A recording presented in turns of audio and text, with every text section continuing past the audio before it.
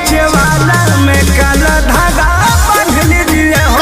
भाई लोग नमस्कार। जी हाँ दोस्तों, आज की वीडियो में हम बात करेंगे सुपरस्टार प्रमोद प्रेमी यादव जी के आने वाले अपकमिंग सॉन्ग के बारे में।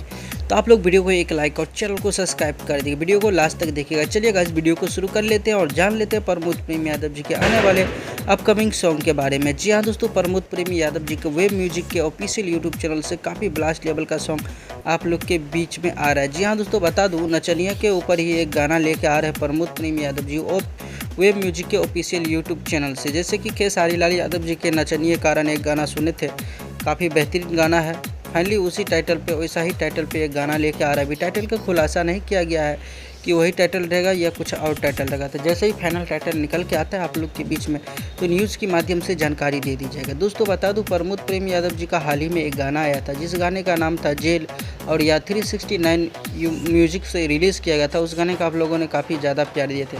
आशा और विश्वास है दोस्तों, आने वाले समय में प्रमोद प्रेमी यादव जी के जितने भी गाने होंगे सभी गाने को आप लोग प्यार देंगे। मिलते हैं फिर से एक नए वीडियो के साथ, तब तक के लिए bye bye, take care, love you all.